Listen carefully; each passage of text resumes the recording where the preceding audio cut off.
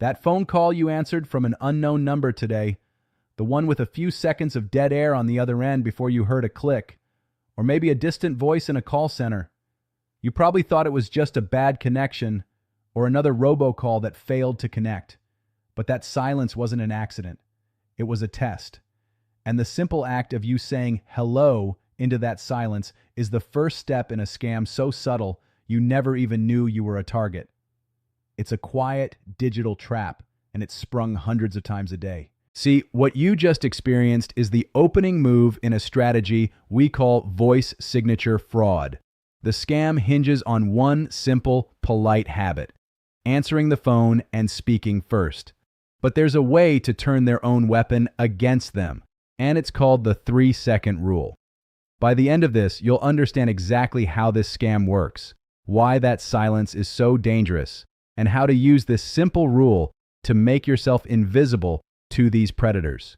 You won't just be aware of the threat, you will be protected from it, and you'll know how to protect the people you love. Let's pull back the curtain. That call didn't come from a person, it came from a machine called a predictive dialer. This is a system used by telemarketing companies and increasingly by scam operations all over the world to work as efficiently as possible. It dials thousands of numbers at once, far more than they have human agents for. The machine's only job is to listen. It's waiting for one single sound, a live human voice. When you answer and say hello, you've just told the machine that your number is active and that a real person is on the other end. You've passed their first test. But here's where it gets truly dishonest. The machine isn't just confirming you're real, it's also recording. That silence on the other end of the line isn't a bad connection. It's a machine auditioning you for a scam, and your voice is the only part you're being hired for. The system is specifically designed to capture the first few words you say. The scammers running these operations are building a massive library of voice recordings from active numbers, looking for specific words they can use later. And there is one word above all others that they are desperate to get from you in your own voice. That word is yes. The entire goal of this first contact is to capture a clean recording of you saying yes.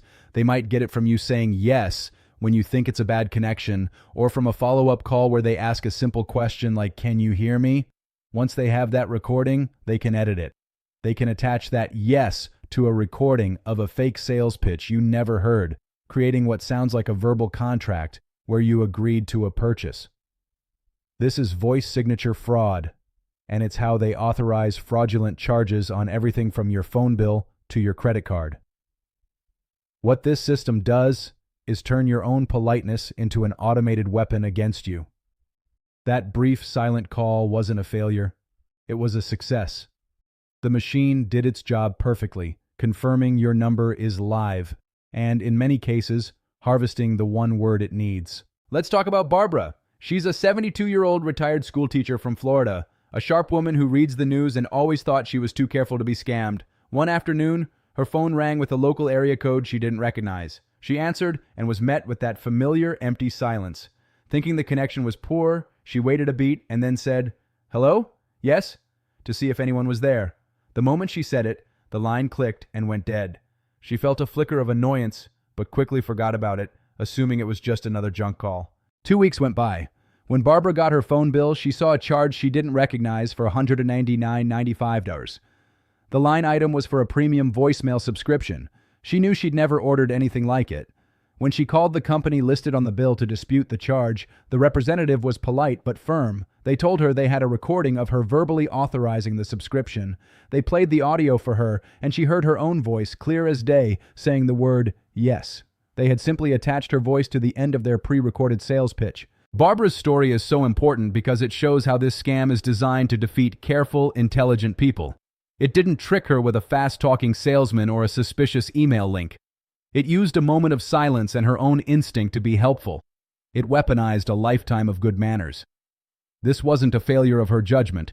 It was the success of a professional, technically sophisticated system designed to do exactly what it did to her. Her story isn't a cautionary tale about someone else. It could be anyone's story. It could be yours. And this isn't an isolated incident. The scale of this problem is staggering. According to the FBI's Internet Crime Complaint Center, also known as IC3, victims of elder fraud schemes reported losses of more than $3.4 billion in 2023 alone. That number is almost certainly much higher in reality because many people feel too ashamed to report that they've been a victim. These aren't small-time criminals. These are organized operations running predictive dialers and voice harvesting software on an industrial scale, targeting millions of numbers every single day, just waiting for a polite voice to answer the phone.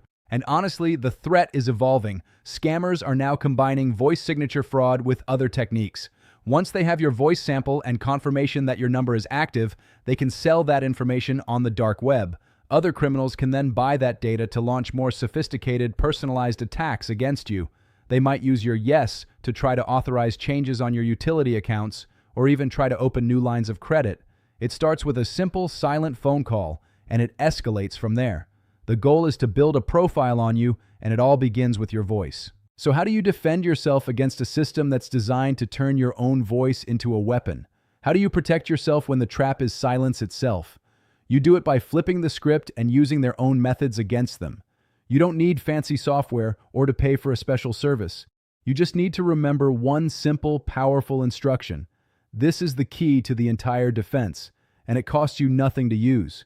You just have to change one small habit you've had your entire life. This is the primary defense, and we call it the 3-second rule. Here it is. Silence is your shield. From now on, whenever you answer a call from a number you do not recognize, you say nothing, absolutely nothing. You answer the call and you wait. You let the silence on your end of the line meet the silence on their end. You hold that silence for a full 3 seconds. 1 1,000, 2 1,000, 3 1,000. This one small change in your behavior completely defeats their entire system at the very first step. Here's why it works so perfectly. The predictive dialing machine is programmed with a simple logic. If it doesn't detect a voice within a few seconds, it assumes the number is inactive or a fax machine. It automatically disconnects and flags your number as dead in their system.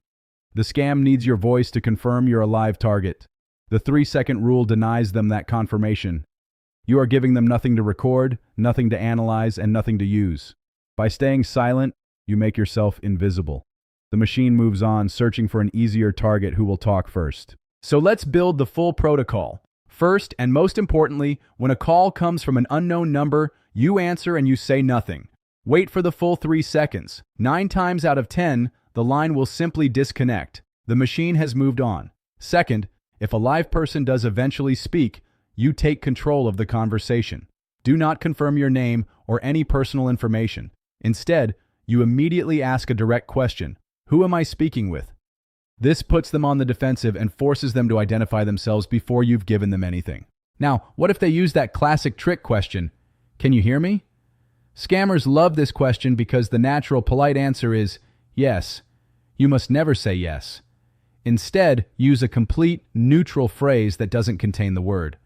The perfect replacement phrase is, I can hear you perfectly. It confirms you can hear them without giving them the one word they are desperate to record. I know it can feel a little unnatural or even rude to respond this way, but you have to remember, politeness is the vulnerability they are exploiting. Protecting yourself is not rude, it's smart. But what if you've already done it? What if you're watching this and realizing you said yes to a silent call just yesterday? The first thing I need you to do is breathe. Do not feel ashamed. These are professional manipulators, and their systems are designed to trick good, trustworthy people. The fact that they targeted you isn't a sign that you're unintelligent. It's a sign that you're exactly the kind of person they look for. But now, you need to be proactive. You can't undo the call, but you can protect yourself from what might come next. Here is your recovery plan. For the next several weeks, you need to monitor your accounts like a hawk. Step 1. Check your bank statements, your credit card statements, and especially your phone bill.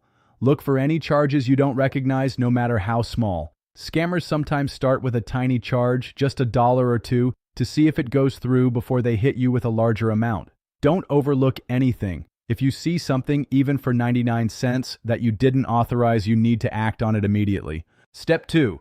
If you find an unauthorized charge, call the fraud department at your bank, credit card company, or phone provider right away.